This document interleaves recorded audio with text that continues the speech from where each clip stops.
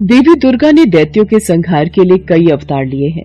उदाहरण के तौर पर महिषासुर, धूम्र विलोचन, शुंभ निशुंभ जैसे कई दैत्यों का वध करने के लिए देवी दुर्गा ने अवतार लिए हैं। इन्हीं में से एक दैत्य था रक्तबीज, जो महाशक्तिशाली था। पुराणों के अनुसार रक्तबीज नामक दैत्य ने लगभग 5 लाख वर्षों तक तप किया और ब्रह्मा जी की स्तुति की। रक्तबीज की तपस्या से ब्रह्मा जी प्रसन्न हुए और रक्तबीज के सामने प्रकट हुए। मैं तुम्हारी तपस्या से प्रसन्न हूँ, कहो क्या चाहिए। ब्रह्मदेव, मुझे अमरता का वरदान दीजिए। हिरण्यकश्यप की तरह देवता, दानव, गंधर्व, यक्ष, पिशाच, पशु, पक्षी, मनुष्य आदि कोई भी मुझे नहीं मार सके, ऐसा वरदान दीजिए। तथास्तु, मैं तुम्हें वरदान देता हूँ कि युद्ध में अगर तुम्हारे शरीर से एक भी रक्त की बूंद धरती पर गिरेगी तो उससे नया रक्त बीज जन्म ले लेगा तथा किसी के लिए भी तुम पर विजय पाना असंभव होगा। ब्रह्मा जी से वरदान पाकर रक्तबीज अहंकार में चूर हो गया। उसने चारों ओर हाहाकार मचा दिया। मैं अमर हूँ, अब मुझे युद्ध में कोई परास्त नहीं कर सकता। अब स्वर्ग लोक पर मेरा यानी असुरों का राज होगा। मैं इंद्र को चुनौती देता हूँ, अगर साहस है तो मेरे से युद्ध करे, नहीं तो स्वर्ग लोक से भागकर कहीं मुंह छिपाकर छुप जाए। क्या रक्तबीज ने देवताओं को युद्ध के लिए ललकारा है? हमें उससे युद्ध करना होगा। राक्षस और देवताओं में युद्ध होने लगा। वरदान मिलने के कारण रक्तबीज और भी शक्तिशाली हो गया था। ये देखकर इंद्र सहित सभी देवता घबरा गए। ब्रह्मा जी के वरदान स्वरूप रक्तबीज का संहार किसी पुरुष के हाथों नहीं हो सकता। उसका वध केवल एक स्त्री ही कर सकती है। आपको भगवती दुर्गा की स्तुति करनी चाहिए। उन्होंने अनेकों राक्षसों का वध किया है। आप उचित कह रहे हैं देवर्षि नारद। हम सब देवी दुर्गा की स्तुति करते हैं। अब इस संकट से वही हमें पार लगा सकती हैं। और सभी देवता देवी दुर्गा का ध्यान करते हैं और देवी दुर्गा वहाँ प्रकट होती है। देवी भगवती, हमें रक्तबीज नामक राक्षस से मुक्ति केवल आप ही दिला सकती हैं। हमारी सहायता कीजिए माँ। आप सभी निश्चिंत रहिए, रक्तबीज नामक दैत्य का संहार अवश्य होगा। उसे उसके पापों का दंड अवश्य प्राप्त होगा। देवताओं को आश्वासन देकर माँ दुर्गा ने रक्तबीज को युद्ध के लिए ललकारा। तू एक साधारण अबला स्त्री मुझे युद्ध के लिए ललकार रही है। तू मेरा कुछ नहीं बिगाड़ पाएगी। रक्तबीज, अब तेरी मृत्यु निश्चित है। मेरे हाथों से तू नहीं बच पाएगा। अच्छा, तू मेरा वध करेगी? देखता हूँ ये कैसे संभव होता है। माँ दुर्गा और रक्तबीज के बीच युद्ध प्रारंभ हो जाता है। माँ दुर्गा के वार से रक्तबीज घायल होता तो रक्त की बूंद धरती पर गिरने से ढेरों रक्तबीज पैदा हो जाते। एक रक्तबीज मरता तो दूसरा सामने आ जाता। माँ दुर्गा उसके अंग काटती तो धरती पर रक्त की बूंदें गिरकर फिर से रक्तबीज सामने आ जाता। ये सब क्या हो रहा है? ये रक्तबीज मारा क्यों नहीं जा रहा? नारायण नारायण। माते, रक्तबीज का वध करने के लिए रक्तबीज के रक्त को पीना होगा ताकि वो धरती पर ना गिरे। ब्रह्मा जी के वरदान के अनुसार रक्तबीज का रक्त पृथ्वी पर गिरते ही अनेकों रक्तबीज पैदा हो जाएंगे। इसका संहार करने के लिए ऐसा कुछ करना होगा ताकि रक्तबीज का रक्त पृथ्वी पर ना गिरे। अच्छा, तो ये बात है। देवर्षि नारद, इसके लिए मुझे चंडिका को बुलाना होगा। देवी पार्वती को माँ काली का रूप धरना होगा ताकि वो इस दानव का रक्त पान कर सके। तत्पश्चात मैं इस राक्षस का संहार करूंगी। इसके लिए तो देवताओं को देवी पार्वती से विनती करनी होगी कि वो माँ काली का अवतार लेकर इस दानव का विनाश करें। सभी देवता माँ पार्वती का आह्वान करने लगे। देवी पार्वती देवताओं के समक्ष प्रकट हुई। देवी पार्वती, आपको काली रूप धरना होगा ताकि जब भी मैं इस राक्षस पर प्रहार करूं, आप इसका रक्त खप्पर में लेकर रक्तपान करो। आप चिंता मत करो देवी दुर्गा, मैं इस दानव के रक्त की एक बूंद भी धरती पर नहीं गिरने दूंगी। देखते ही देखते माँ पार्वती ने काली का रूप धर लिया, जिन्हें देख दानव तो क्या देवता भी थर थर कांपने लगे और उनके समक्ष हाथ जोड़े खड़े रहे। माँ काली ने दैत्यों का गिरता रक्त पीना शुरू कर दिया। इससे नया दैत्य उत्पन्न नहीं हो रहा था। माँ काली ने अपना मुंह विकराल कर लिया। उन्होंने कई राक्षसों को निगल लिया। माँ काली का क्रोध बढ़ता ही जा रहा था। सब दैत्य मारे जा चुके थे, केवल रक्तबीज का वध होना ही बाकी था। देवी दुर्गा की जय, देवी काली की जय। हे कालिके, रक्तबीज का वध तभी होगा जब इसके शरीर का सारा रक्त बाहर निकल जाएगा, आपको रक्त बीज के रक्त का रक्तपान करना होगा और ध्यान रहे कि रक्त बीज के रक्त की एक बूंद भी धरती पर न गिरने पाए। ऐसा ही होगा देवी दुर्गा। देवी दुर्गा और रक्त बीज में युद्ध होने लगता है। रक्त बीज देवी दुर्गा के प्रहार से बच रहा था। देवी दुर्गा ने रक्त बीज की भुजाओं पर वार किया। माँ काली ने रक्त को खप्पर में ले लिया और रक्तपान किया। देवी दुर्गा ने रक्त बीज के सिर को काटकर धड़ से अलग कर दिया और खप्पर में रख दिया। माँ काली ने सारा रक्त पी लिया। हे कालिके, आपकी मुंडमाला के लिए मैं रक्त बीज का ये मुंड आपको भेंट करती हूँ। मुझे रक्त चाहिए, मुझे दानवों के मुंड चाहिए, मुझे रक्त दो, मुझे दानवों के मुंड दो। हे शिवा, हे कालिके, रक्त बीज का वध हो चुका है, अपना क्रोध शांत करो देवी काली। मुझे दानवों का रक्त दो, मुझे दानवों का मुंड दो, मुझे दानवों का रक्त दो, मुझे दानवों का मुंड दो। कालिके को रोकने का एक ही उपाय है, भगवान शिव, वही काली के क्रोध को शांत कर सकते हैं। देवाधिदेव महादेव, माँ काली का क्रोध बढ़ता ही जा रहा है। उन्हें रोका न गया तो उनके क्रोध से पूरी सृष्टि का विनाश हो जाएगा। मुझे रक्त दो, मुझे मुंड दो, मुझे रक्त चाहिए, मुझे मुंड दो, मुझे रक्त दो, मुझे मुंड दो। देवी काली का क्रोध आक्रामक हो गया था। देवी काली क्रोध की अग्नि में बढ़ती जा रही थी।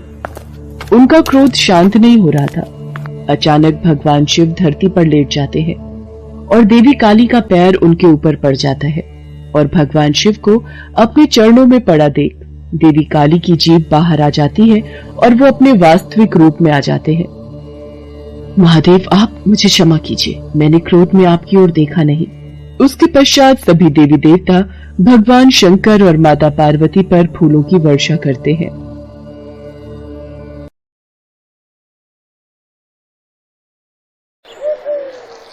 कहते हैं जिस किसी पर भी माता लक्ष्मी की कृपा हो जाए उसके जीवन में फिर कोई परेशानी नहीं आती। माता लक्ष्मी स्वास्थ्य, संतान, धन, वैभव तथा सौभाग्य प्रदान करने वाली देवी हैं। वो जब किसी मनुष्य पर अपनी कृपा दृष्टि डाल देती हैं, उस मनुष्य का जीवन सफल हो जाता है। ऐसी ही एक पौराणिक कथा के अनुसार माता लक्ष्मी ने नौकरानी बनकर एक माली के घर में बरकत की और उसके परिवार को खुशियों से भर दिया। एक बार की बात है, भगवान विष्णु का मन शेषनाग पर बैठे बैठे बहुत उदास हो रहा था। उन्हें धरती पर घूमने की इच्छा हुई और वो अपनी यात्रा की तैयारी में लग गए। स्वामी को तैयार होता देखकर लक्ष्मी माता ने भगवान विष्णु से पूछा, अरे स्वामी, आज सुबह सुबह तैयार होकर कहाँ जाने की तैयारी में हो? देवी लक्ष्मी, पता नहीं मन कुछ उदास है, इसलिए मैं धरती लोक पर भ्रमण करने जा रहा हूँ। हे देव, आप धरती पर भ्रमण के लिए जाएंगे तो आपके बिना मेरा मन भी नहीं लगेगा। क्या मैं भी आपके साथ धरती लोक पर भ्रमण के लिए चल सकती हूँ? ठीक है देवी लक्ष्मी, पर उसके लिए तुम्हें मेरी एक शर्त माननी होगी। तुम धरती पर पहुंचकर उत्तर दिशा की ओर नहीं देखोगी। ठीक है स्वामी, मैं धरती पर पहुंचकर उत्तर दिशा में नहीं देखूंगी। मुझे आपकी शर्त मंजूर है। भगवान विष्णु की इस शर्त से माता लक्ष्मी सहमत हो गई और प्रातःकाल होते ही माता लक्ष्मी और भगवान विष्णु धरती पर पहुंचे। उसी समय सूर्य उदय हुआ था। रात बरसात होकर हटी थी। चारों ओर हरियाली ही हरियाली थी। धरती की सुंदरता को देखकर माता लक्ष्मी अत्यंत प्रसन्नचित हुई और भगवान विष्णु को दिया वचन भूल गई। माता लक्ष्मी धरती को देखती देखती कब उत्तर दिशा की ओर देखने लगी, उन्हें पता ही नहीं चला। धरती का वातावरण देखने में कितना मनमोहक है और वो फूलों से भरा खेत। ये तो कितने सुंदर फूलों से सजा हुआ है। मैं ये फूल यदि तोड़ लूं? उत्तर दिशा में माता लक्ष्मी को एक बहुत ही सुंदर फूलों का खेत नजर आया और उसी तरफ से खुशबू के साथ बहुत ही सुंदर सुंदर फूल खिले थे। ये एक फूलों भरा हुआ खेत था। माता लक्ष्मी बिना सोचे समझे उस खेत में चली गई और एक सुंदर सा फूल तोड़कर ले आई। जब माता लक्ष्मी भगवान विष्णु के पास वापस आई तो भगवान विष्णु की आंखों में आंसू थे। ये देखिए स्वामी, कितना सुंदर फूल है। अरे स्वामी, आपकी आंखों में ये आंसू क्या हुआ? स्वामी, क्या मुझसे कोई गलती हुई है? बताइए स्वामी। देवी लक्ष्मी, आप मेरा वचन याद नहीं रख पाई। शर्त के अनुसार आपको उत्तर दिशा में नहीं देखना था और साथ ही साथ आपको ये भी सोचना था कि किसी की कोई भी वस्तु को कभी भी किसी से बिना पूछे नहीं लेना चाहिए। स्वामी, मुझसे भूल हो गई, मुझे क्षमा कर दीजिए। देवी लक्ष्मी, आपने जो भूल की है उसकी सजा आपको जरूर मिलेगी। जिस माली के खेत से आपने बिना पूछे फल तोड़े हैं, ये भी एक प्रकार की चोरी है। इसलिए देवी लक्ष्मी, आप 3 वर्ष तक माली के घर में रहेंगी। इसके बाद मैं स्वयं आपको वैकुंठ वापस बुलाऊंगा। जैसी आपकी आज्ञा स्वामी। माता लक्ष्मी ने चुपचाप सिर झुकाकर वचन स्वीकार किया और भगवान विष्णु वैकुंठ लौट गए। माता लक्ष्मी ने एक गरीब लड़की का रूप धारण कर लिया। खेत के मालिक का नाम माधव था। माधव की पत्नी 2 बेटे और 3 बेटियां थीं। सभी उस छोटे से खेत पे काम करके किसी तरह से गुजारा करते थे। खेत के पास ही माधव की झोपड़ी थी। माता लक्ष्मी माधव की झोपड़ी पर जाती हैं। माधव लड़की को देखकर पूछता है, तुम कौन हो और इस समय तुम्हें क्या चाहिए? मैं तुम्हारी क्या मदद कर सकता हूँ? मेरा नाम लक्ष्मी है। मैं एक गरीब लड़की हूँ। मेरी देखभाल करने वाला कोई नहीं। मैंने कई दिनों से कुछ भी नहीं खाया।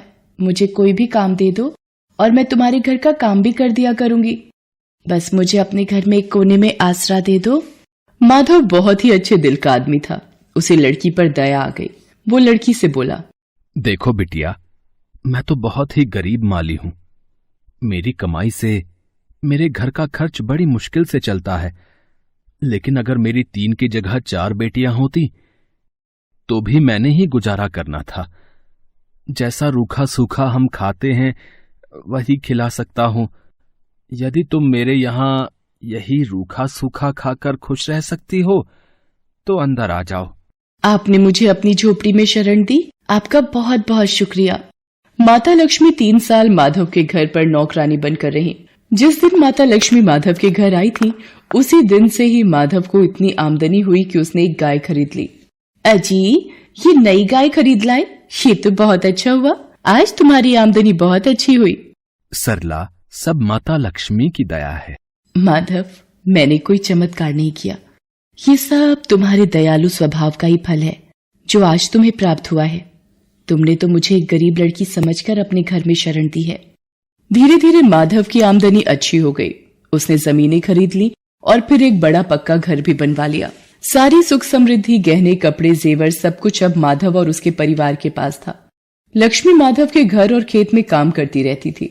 एक दिन माधव ने सोचा, मुझे ये सब इस लड़की लक्ष्मी के आने के बाद मिला है। जब से ये मेरे घर आई है, मेरी किस्मत ही बदल गई है। माधव लक्ष्मी के बारे में सोच में ही था कि एक दिन जब वो अपने खेत से काम खत्म करके घर आया तो अपने घर के सामने द्वार पर एक देवी स्वरूप गहनों से सजी एक लड़की को देखकर हैरान रह गया। उसने ध्यान से देखा। अरे, ये तो मेरी मुंह बोली बेटी यानी लक्ष्मी है क्या? ये तो साक्षात माता लक्ष्मी है। सरला, सरला, बच्चों के साथ बाहर आओ। माता लक्ष्मी स्वयं हमारे द्वार पर आई है। माधव का पूरा परिवार बाहर आ गया। सब हैरान होकर माता लक्ष्मी को देख रहे थे। माता लक्ष्मी, हमें माफ करना। हमने अनजाने में आपसे अपने घर और खेत का काम करवाया। माता, हम आपको पहचान नहीं पाए। हमसे ये कैसा अपराध हो गया। माता, हम सबको क्षमा कर दो। माधव, तुम बहुत ही नेक दिल और दयालु व्यक्ति हो। तुमने मुझे आश्रय दिया, 3 साल तक अपनी बेटी की तरह रखा। इसके बदले मैं तुम्हें वरदान देती हूँ कि तुम्हारे पास कभी भी खुशियों की और धन की कमी नहीं रहेगी। तुम्हें सारे सुख मिलेंगे जिसके तुम हकदार हो। माधव को और उसके परिवार को आशीर्वाद देकर माता लक्ष्मी अपने स्वामी भगवान विष्णु के द्वारा भेजे रथ में बैठकर बैकुंठ चली जाती हैं। माधव और उसका परिवार हाथ जोड़कर माता लक्ष्मी का गुणगान करता है।